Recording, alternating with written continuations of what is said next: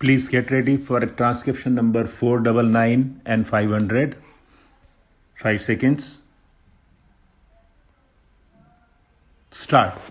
The demands of science are very great indeed, and we should not grudge making the requisite allocations for scientific research.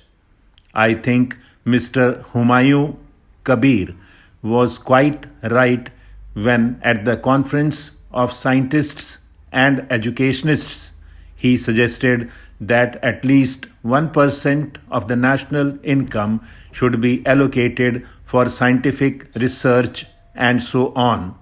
I think it is not a very big demand. At present, we spend only rupees 40 crores, and that is not by any account an adequate sum which is needed in order even to implement what has been spelled out in the Scientific Policy Resolution of 1958. What is the use of passing a resolution and declaring from the top of the House to the world and at the same time not making adequate financial allocations in order to carry out the tasks set out in that resolution? Therefore, the blame in this matter largely lies with the government and the cabinet. The cabinet, I do not know, has very many committees under it, but it should pay a little more attention to scientific research, and I think everything should be done in order to meet their financial requirements. The finance minister of the country should be asked to find money for scientific research, because here, if you spend money, you extend your exploration of the uncharted resources of our country that will lead to an increase in production. Also, in various other scientific fields, the scientific urge for work will lead to increase in national wealth. Therefore, whatever we may spend today out of our financial resources or even by deficit financing, if you like, that will be more than rewarded by the rapid strides that we would be making a few years after as a result of scientific investigations, discoveries, and so on. That is very important. We should have a far-sighted view in this matter, and we must try to see beyond our nose.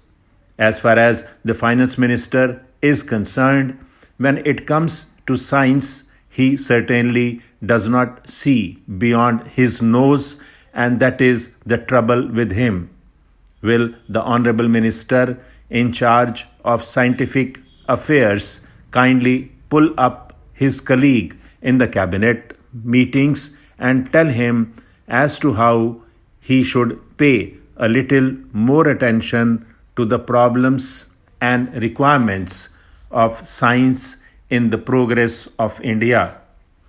We have today, for example, 25,000 persons engaged in scientific work. This is not adequate at all for a vast country like this and a developing country like this. We want to develop apace. Therefore, that number is far too inadequate in proportion to the size of the country. The number of science graduates and technical graduates, again, is not very large. Therefore, these figures can be gone into. I do not wish to take your time by giving these figures, but I think any scientist will tell you that in this matter we have been rather deficient, and we are not aware that in order to go ahead in bigger strides, we must put on the field a larger number of scientific workers.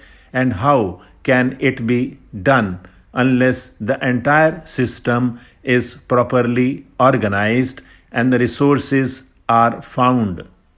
Additional funds are therefore particularly essential to put into commission a larger number of scientific workers for carrying out the tasks even as they have been set out in the scientific policy resolution. Here then comes the question of utilization of funds in the most economic manner.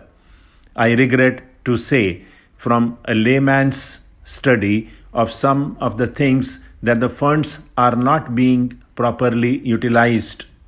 I am not blaming the scientists in this connection. It is the job of the administrators to see that funds are properly utilized, and for one thing, they should be based on definite projects within the framework of the national program. There should not be any desultory flow in this or that direction. It should be given a purpose and based on a certain project apart from other things. Therefore, research work has got to be project oriented in a developing economy such as we have. As I said, the question of coordination is very important and compartmentalization must go. Not that there should not be branches, but there should not be what we understand as compartmentalization. A scientific policy commission should be appointed. I am not in favor of having a minister. In this connection, I must mention about our great private sector. There are some gentlemen of the private sector sitting on this side of the house and that side of the house. We are mixed parliamentarians, just as we are a mixed economy outside. Mr. Chairman, the private sector is suffering from a class bias in the matter of science. That is what I say. They direct the scientific research and activity within their sphere from a narrow range of interest and from a narrow motive. I am not advocating a class war in this house. Under the circumstances, it is only natural, sir, that we should have some measure by which the university education can be coordinated into something which will cater for national unity and for national recovery in the sphere of education. But unfortunately, this bill, with all the fine things that the mover described yesterday, does not attempt to do anything. For instance, it has gone far beyond the terms of reference, if I may say so, of the University Education Commission with regard to the constitution of a University Grants Commission.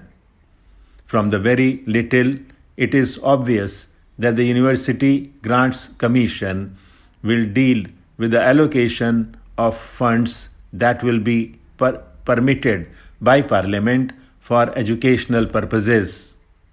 That is how it is done in other countries. In England, for instance, the British Parliament makes a grant and the University Commission distributes it among the 19 universities. Here, this is not a compulsory measure. Stop.